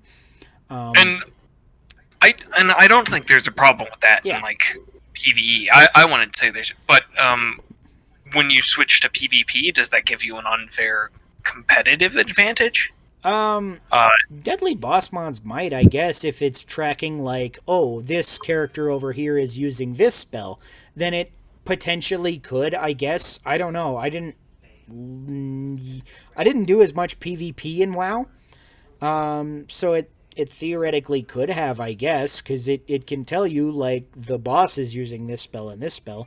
So I wouldn't be surprised if there was in even Deadly Boss Mods if it would do that for PvP. Or if there was another mod that specifically was catered to PvP, because I feel like Deadly Boss Mods was mostly catered towards PvE, where it's like, hey, the Lich King is using this spell, you're going to want to, get out of the way, or the firewall is going to kill you all, or he's going to knock you back, whatever. Stand out of the fire. Yeah, a lot of it was that kind of thing when you're doing different raids and stuff, like you're in the fire, and that was a lot of what I would do with Recount too, is I would be like when characters would die before a wipe, I would like look at the Recount data of how much damage they took, and I'd be like, you guys took a whole buttload of damage from the fire that you were standing in for 5 fucking minutes. So I was like, okay, you are clearly standing in the fire, and there was another mechanic specifically in the Lich King fight where he summons like these 2 Valkyries, and if you don't kill them, then they run away, and if they get away, then the Lich King gets an insane buff and he's almost impossible to kill. So you have to kill the Valkyries right away as soon as they spawn. It's like, stop hitting the Lich King, hit those Valkyries right away. And I was like the one DPS in most pickup groups that would understand that you should do this, and like then I'd post the recount data. Like I'm literally the only person that hit these.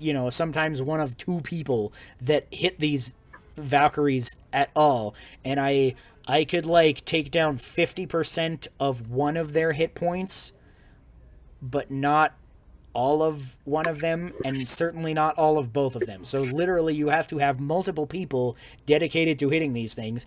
And it was such a weird thing because in every pickup group raid I did for the Lich King, everybody was like, hit the Valkyries, hit the Valkyries, hit the Valkyries. You know, in Ventrilo we used to use for voice chat, everybody's like, hit the Valkyries, hit the Valkyries. And, you know, they're like, I'm hitting the Valkyries, I'm hitting the Valkyries. And then I post a recount data. I'm like, I'm literally the only fucking person in the party with the fucking Valkyries. The fuck you talking about? You hit the Valkyries. I got fucking proof, dickheads. Hit the fucking Valkyrie.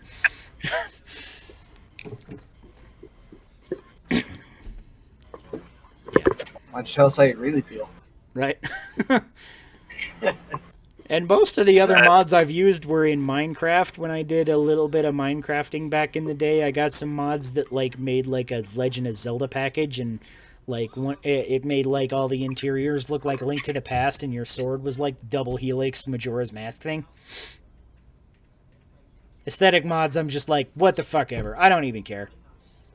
Yeah. Do them. I've done my fair share of modding. I mod single player games a lot, like Skyrim and XCOM. I've modded to hell and back.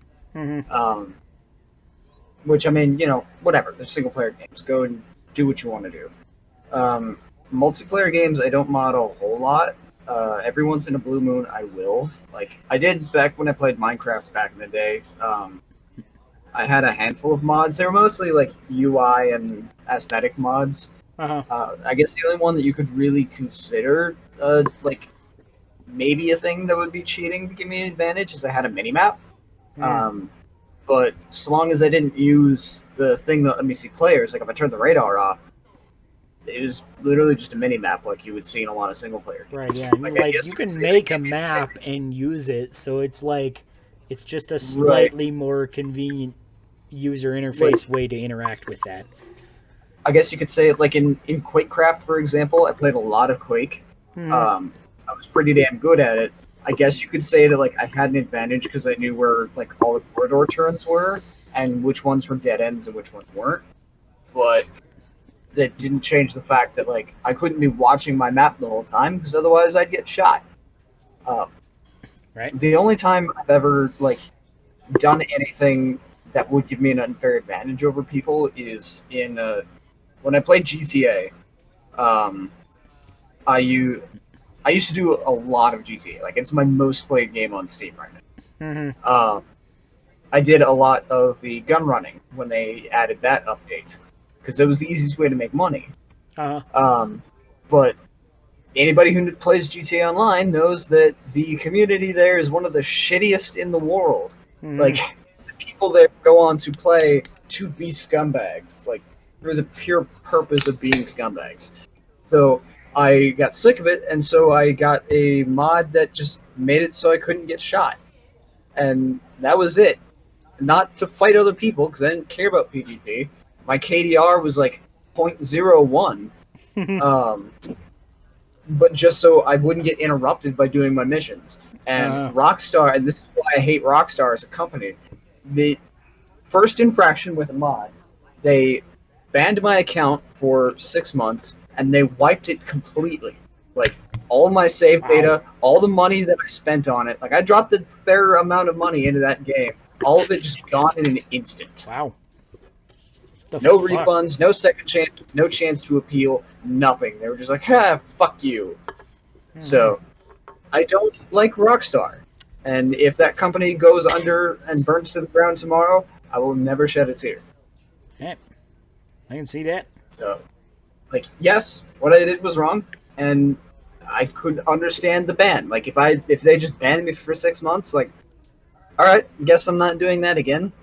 But to take away everything that I fucking paid for... Yeah, that's kind of bullshit. With you fucking paid money for that shit and stuff? That's like... Like, how do they expect to keep you as a customer? Yeah, it's like, and without even a warning, or and like a 6-month ban is fairly harsh, but like,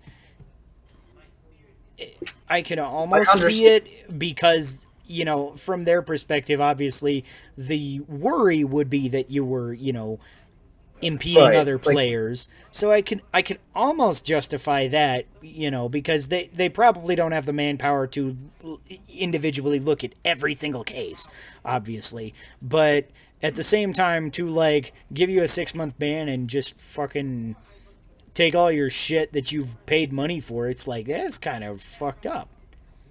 Yeah. Yeah. Rockstar is a very shitty company. Next beer of the week is Sun Lion Lime Wheat, which It's a is wild ass case. yeah. Or can. Yeah, this is from Lumpy Ridge Brewing Company, which is my favorite little brewery in Estes Park, Colorado. It's a little tiny touristy mountain town. Lumpy Ridge is like awesome little brewery that's like right off the main drag in an old gas station that when they started up, I'm sure they didn't have the capital to take out the gas pumps and stuff, so they just built around it. And so the whole aesthetic of this place is a fucking gas station, and like their tasting room is literally at the pumps. I'm like, this is just fucking fun. It's a cool little brewery.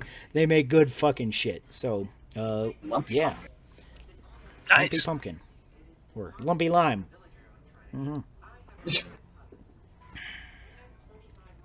Not bad. I'm not huge into wheat beers, but it's alright. It's a little limey.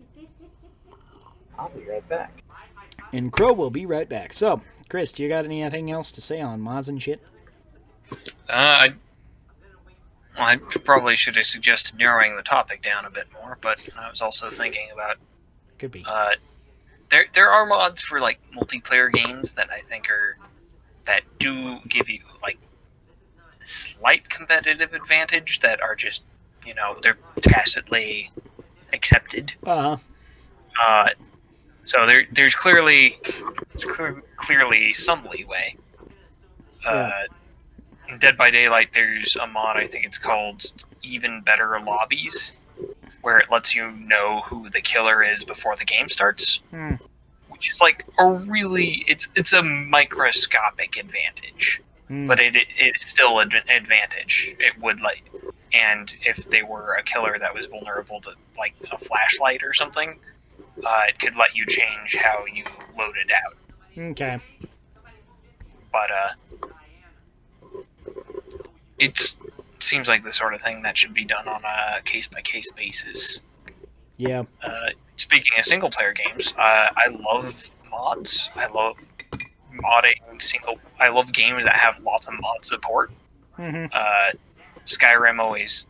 It's probably why Skyrim so well liked is because it has tens of thousands of mods for it. Basically in a single-player Bethesda game. Right. I always feel a little sad when there's some single-player PC game that doesn't have a easy way of modding. Like the Disgaea ports of PC don't have much in the way of ability to mod them. Yeah. As mostly a console gamer, it's kind of a funny thing to me, because I'm just like, I don't do much PC gaming, and even out of the PC gaming I've done, most of the games I haven't even modded. It's just not really a thing that ever crosses my mind. I'm just like, I almost feel like if a game needs mods to be good, then it's a bad game. Because which is an argument that I've almost had about Skyrim, where I don't think Skyrim is a bad game, but I've had people be like, I love Skyrim because you can mod the fuck out of it. And I'm just like, is that all you do? And they're like, yes. And I'm like, what? That's like just something that doesn't even compute to me. And it's like, sure, if you want to enjoy that kind of game that way, then sure, no more power to you. But it's just such an alien concept to me that the only good thing about a game is its modability. So it's not the only good thing about Skyrim, but PC Skyrim with the ability to mod it and Skyrim on console, they're two totally different things.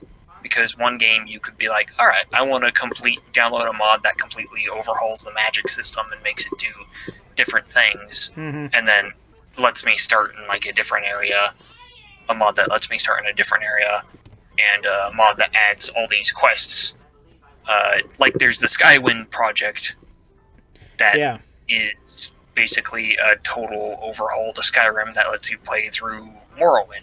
I have seen that, and I'm like, that looks pretty cool. Like, I would legit buy Morrowind if it came out in the Skyrim engine, right? Because I fucking love Morrowind.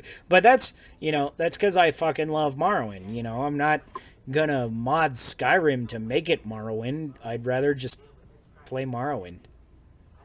I don't know. Is that weird?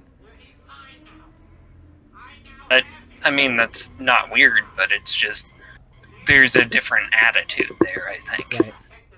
It's like, for me, a lot of the potential for a game like, say, Minecraft, which is a good game in its own right, is the potential for mods to change it radically. Right.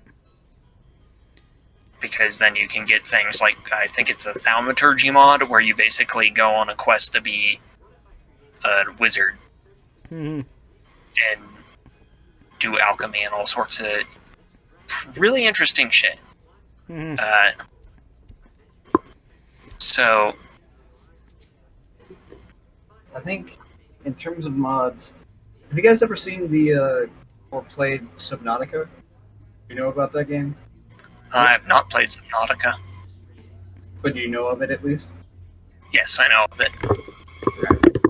For PC, there is a mod called Nitrous, I believe, or Nitrox. They are working on a multiplayer mod for Subnautica. I'm very excited.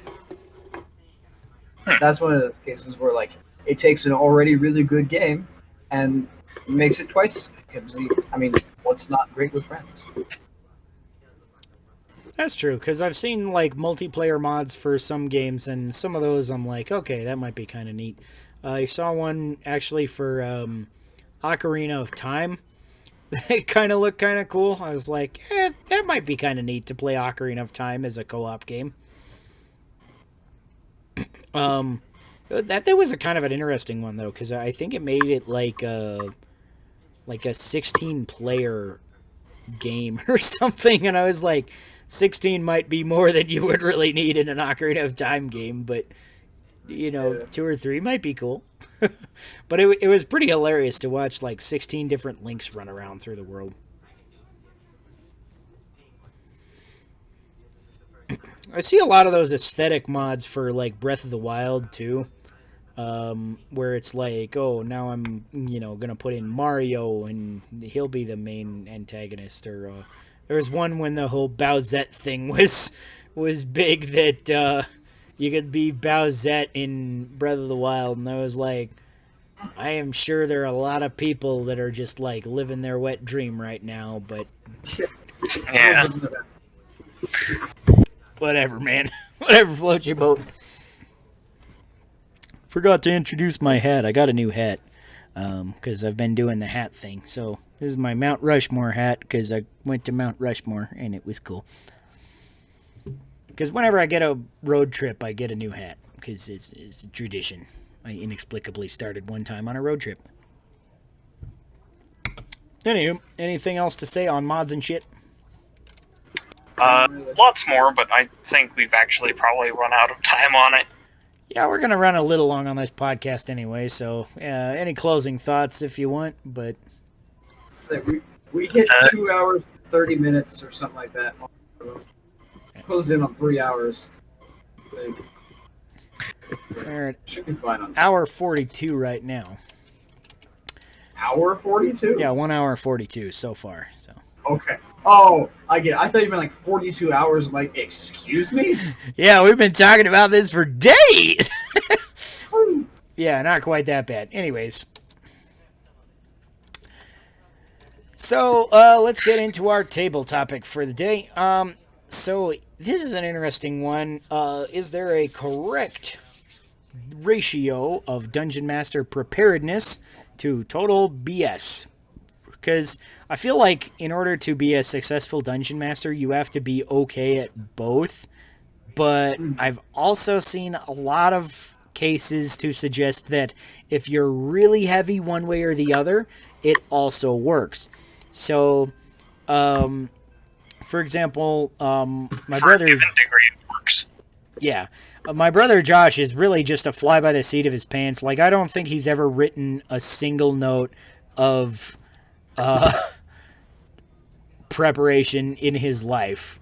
He comes up with the story on the fly. He comes up with the bad guys on the fly and their abilities. And he's just got, enough of a mind for that kind of DMing that he makes it work somehow. And it really comes off as a different kind of a thing than it does when you have a really highly prepared person. But it's still fun. It's still, like, very playable. And I think there's a lot of merit to it. But at the same time, I feel like you don't get as deep stories as you do with, like, a buddy of ours, Owen, who came on the podcast once quite a while ago. I've been meaning to talk to him and get him back on the podcast. But he's like a super hardcore prepared GM. And I actually, as an example, I had a session I was playing with him yesterday. We've been doing a Thursday session, and he's got kind of this, like, we're kind of this, like, little regiment of army troops, and we're kind of moving through this area trying to secure something, and we end up, like, getting into a skirmish with some other troops, and we accidentally start a fire. And because of how prepared he is, he's like, oh, there's this other group of troops that are, enemies to us that are right in the area. If they saw fire, they would come here. So then he kind of starts that encounter, and he has no idea that it's going to happen exactly, but we're all just like, okay, we'll just kind of get out of the area, make stealth checks, kind of hide away while they're, investigating the fire. But one of them rolls just literally a natural 1 on his stealth check, and so he kind of role-played it through. He's like, I'm going to stand in the middle of the road and pretend that I took down this entire battalion of troopers by myself. And we're like, okay, that's kind of cool. As a roleplay thing, I thought it was really cool. But then it led to this combat that literally he had no idea what would happen, but he was so prepared that he had the combat stats for all of these random guys that happened to be, like, a few 100 feet away or whatever through the forest that happened to see this fire because of the way that the patrol routes are, because he's that much of a, like, planning forward DM. So I think this is the point where I break in and I say, I think that a good DM does just enough prep to give their players a broad amount of options, and supplement their improvisation. So my guess is he had the stats for. He was like, you never know when you'll need, like, a generic troop guy, so I'm just gonna have a set of stats for a generic troop guy, right. And having those stats on hand let him improvise that encounter. Yeah, to an extent, but it did also have kind of a boss, so to speak, that was like their regimental leader, and he was like this somewhat unique character that had like his big thing was that he commanded 2 bears and 3 wolves, and they were like his kind of animal companions almost. And so he would do his various, dual wielding techniques, and as well he would command his animals to attack, and he was fairly deadly because of that. We actually ended up losing 2 characters because of this impromptu encounter. Nice.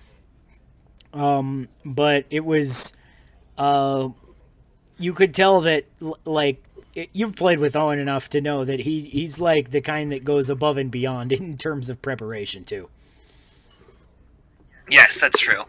He prepares more than I think I would these days. For running a game. But I will say that, imagine you as a DM. You're like, I don't know what the players are going to do. I'm just going to say, here are locations they can go. Here's things happening in those locations, like one sentence of description.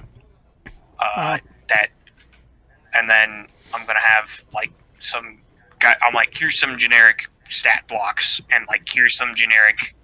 If you're like fighting like a real combat heavy campaign, you're like, here's some boss guys that seem like they'd be interesting encounters that I can just throw in when I need to. And then suddenly, wherever they go, you can whip up something interesting that still respects their choices, because you can be like, it makes sense that they'd encounter like this boss encounter here, because they did the thing that would provoke this. But you didn't actually have to do that much prep either. Right. You just needed to do like a basic groundwork. Mm-hmm. So, Crow, do you have any experience with DMing or any kind of anecdotal evidence that one is superior to the other, or is there one you prefer based on your various role-playing experience? I don't have any experience from a DM perspective. Like, I'm still studying up, learning how to do it first before I jump into it. So this will be a good question for me in like 2 months once I've got a handful of campaigns on the belt. Yeah. But I had always imagined, based on just how I am as a person, as well as like my management style, I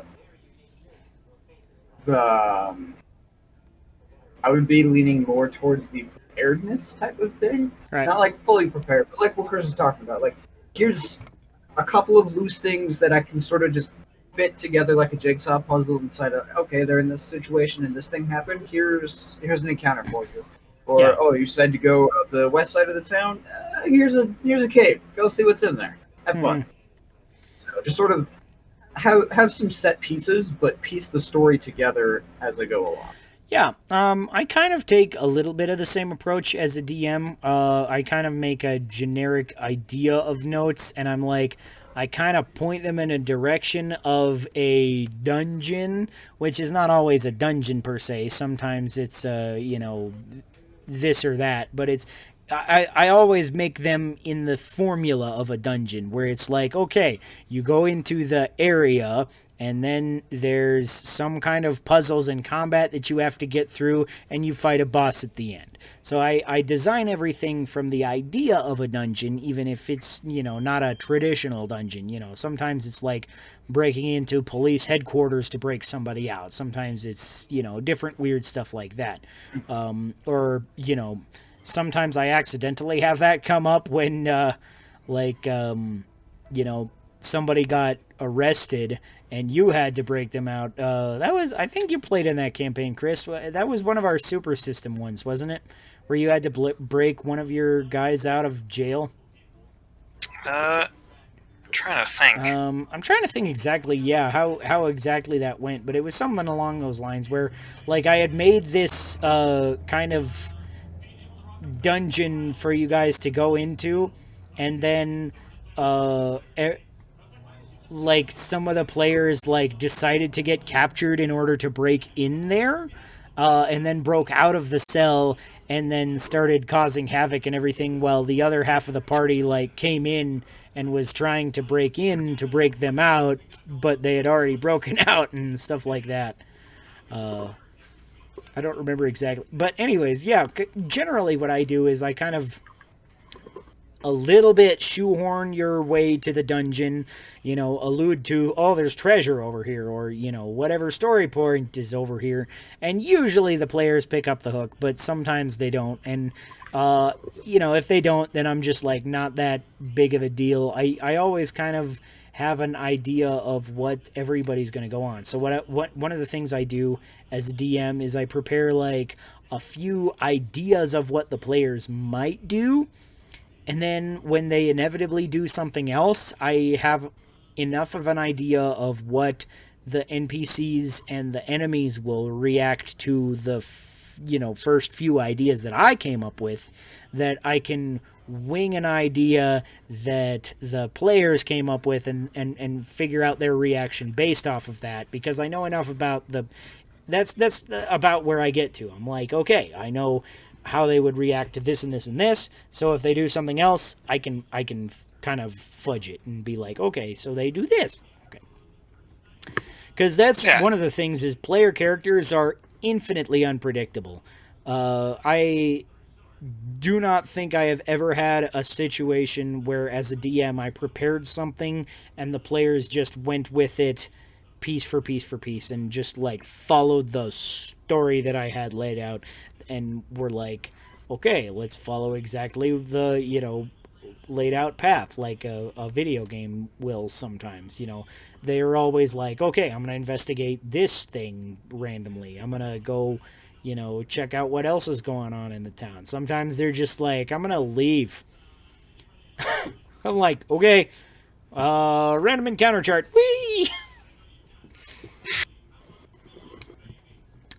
So that brings up kind of and the random encounter chart is a form of prep that lets you just riff off of things too. Yeah. Because I have several random blank charts that I'm just like, I roll a D% and see what happens, So I have a random encounter chart. I have random stuff to put in a dungeon chart, just in case they go into a random, like, cave or dungeon that I haven't actually prepped. And I'm just like, okay, I need something. I made a chart for that so that I could just, wing it. So it's like, a little bit wing it, it's a little bit prep because I made all that and I came up with all that random dumb stuff that most of it is like stuff that I would probably never have the chance to put in a real dungeon, so why the fuck not? I'll put it in here wherever, if they're just like, let's find a cave.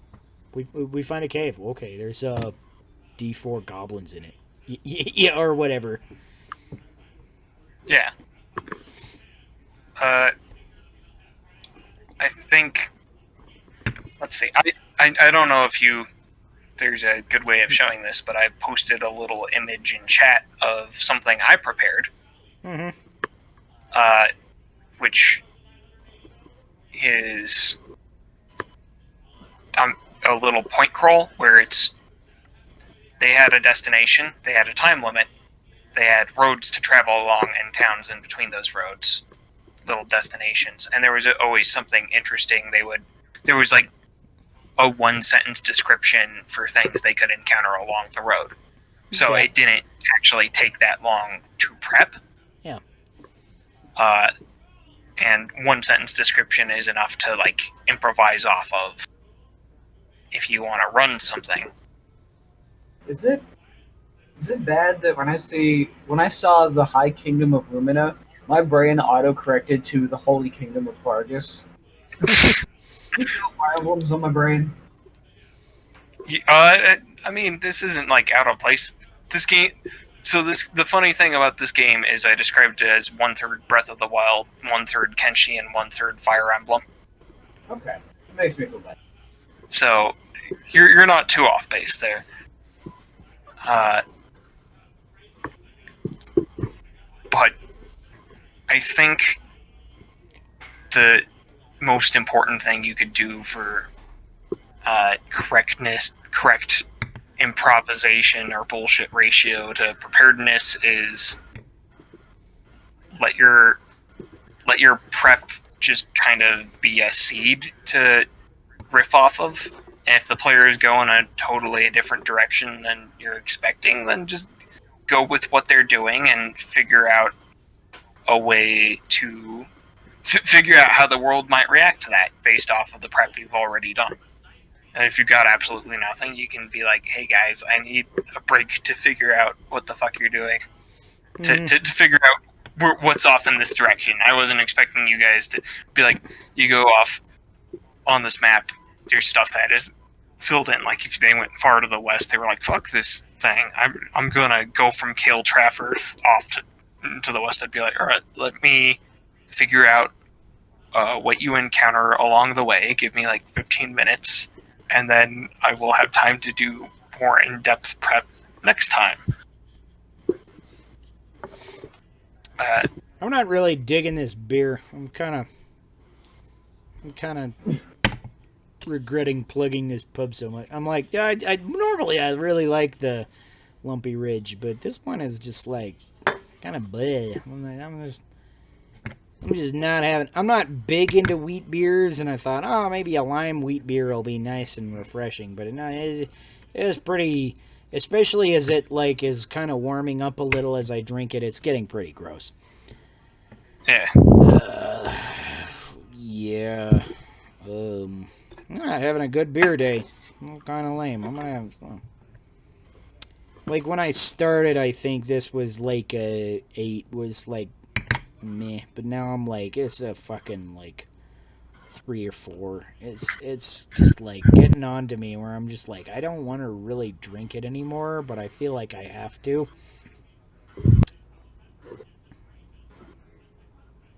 Yo. So, I think I've said the thrust of what I wanted to say on this topic.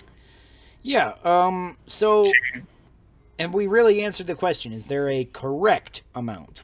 Or is it just, like, whatever works for you, as long as it works for you and the party? The correct amount is the amount that allows you to run a fun, interesting game for your party. And I think for the vast majority of people, that should probably, or maybe I'm just speaking for myself here, that should be a light amount of like broad prep that you can use to improvise off the rest of. Yeah. Yeah. All right. Anything else to say on that, Crow? On the table topic in general? That covers it, really. What was that? I said I think that about covers it, really. Yeah, largely. Said my piece. Yeah, I think it really varies between DM and DM, because obviously I've seen, like, both sides of the spectrum, where it's like, I do no prep, and I do all the prep, and both of them have their merits, and I think most DMs probably strike a middle ground in between, where it's like, we've got a vague idea how stuff could work, so when stuff inevitably doesn't go to plan, we know how stuff, we know how to figure out how stuff will work on the fly, because we've done enough prep.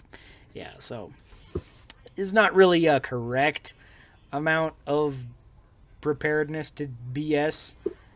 I think a good DM has to be able to intertwine both. I think maybe the best way to put this is that you have to prepare enough that your BS will fly. And based on how good your BS is, you might need more of that and you might need less of that. And not to say that, like, if you over-prepare that you aren't very good at BSing and making stuff up on the fly, but, maybe that's not... It really also depends on style, yeah. There is a danger in over-preparation in that someone who over-prepares might not be able to improvise at all, which is 100% a necessary skill for a DM. Yeah. Yeah. It's if they go to a town, if they're like, if your players decide to go to a town that's not on the map, but should exist, you need to be able to figure that out. You can't just be like, no, you have to stay here, or filler content.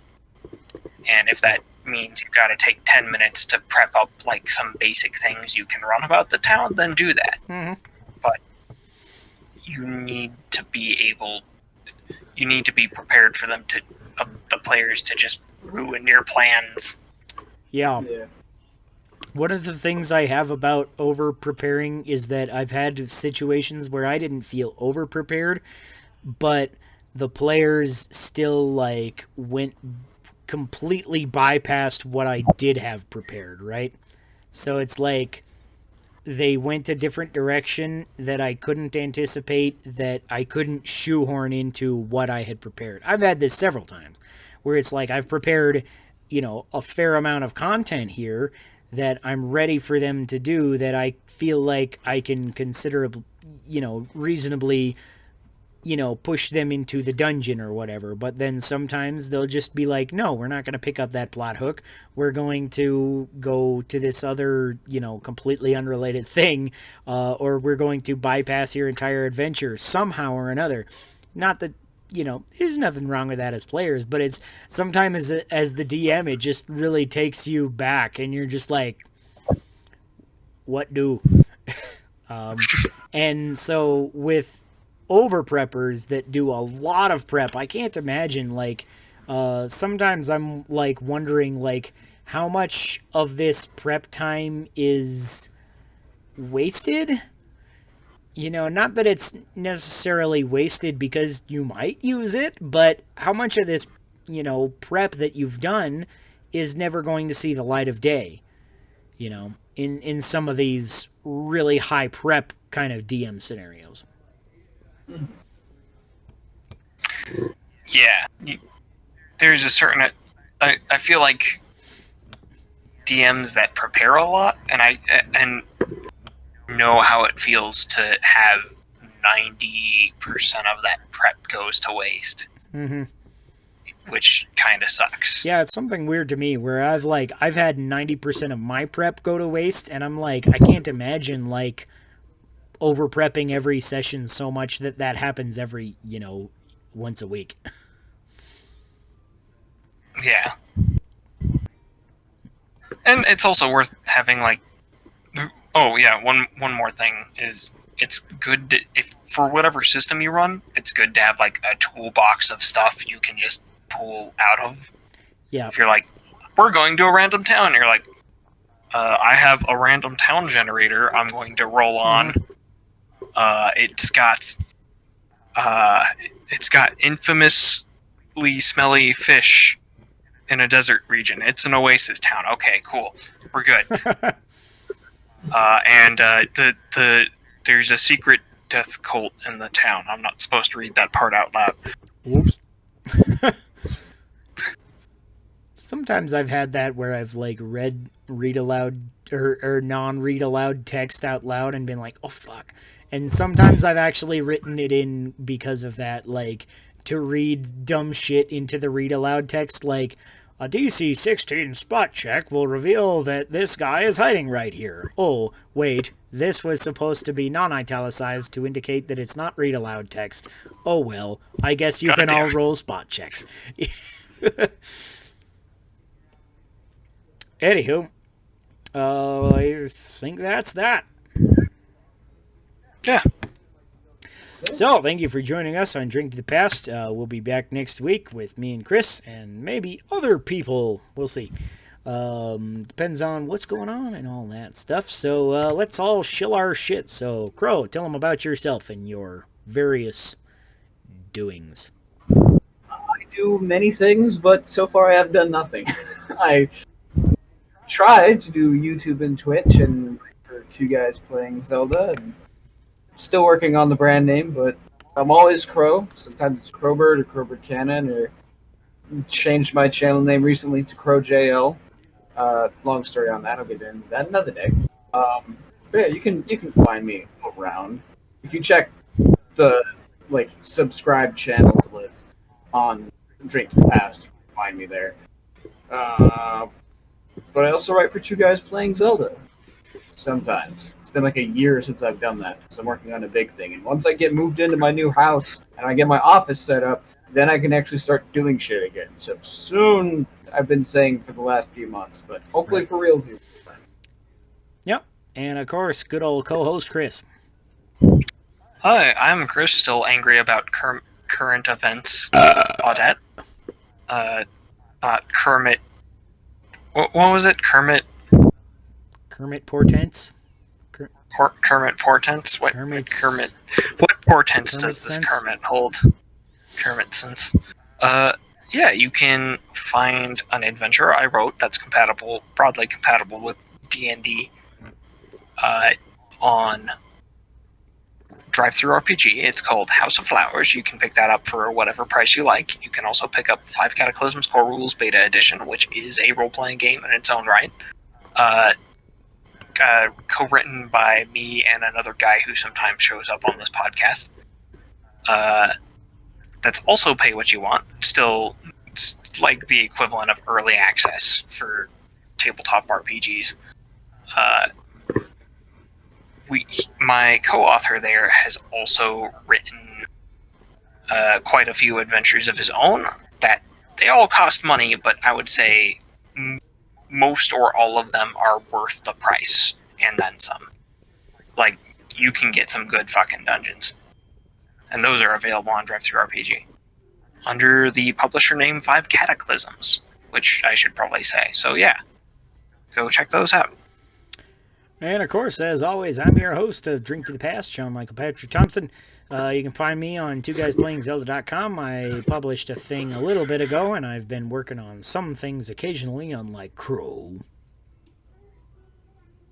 I'm trying. Leave me alone. You know, shit happens. It's fine. But you can find some of my stuff over on twoguysPlayingZelda.com, and as well as the TGPZ gaming site. So check us out there. Also, just go to twoguysPlayingZelda.com for all sorts of neat Zelda information and fan fiction and different various things like that. And shut the fuck up! Stupid phone won't go off. Stop going off. There's probably my Twitter. It's like somebody's tweeting a whole bunch about Zelda news that I'm just like, okay. Is it Zelda news or is it more fan art? And it's probably more fan art. And it's like, okay, I'll retweet the fan art, but, when it interrupts my podcast 5 times, shut up! And as a part of the podcast where we talk about random bullshit until somebody says something really silly, stupid, or awkward, and then I cut it off at the, most awkward moment possible. Yeah. What you been up to? One of these days, I hope that we can get to the point where all of us are just so, slovenly drunk off our asses. Barely finished the plugging segment. Or at the very least, you. I want to see one podcast where you were just hammered off your ass. I'm more tipsy than I usually am at the end of the podcast, if that helps. No. I mean, you slurring your sentences where it's like, this is the part where we talk about the funny shits and fuck you. That sounds surprisingly like me. Just let's get a podcast out there that we just cannot post because it's unintelligible. Yeah. Thank you. This has been presented by Sean Michael Patrick Thompson, a Revolver Ocelot, and a Flapper Bitch. Hey, her name is Elena Keatling. Gesundheit. I want you to know that she performed a medical procedure while other people were fighting off Cthulhu monsters. Blowjob is not a medical procedure.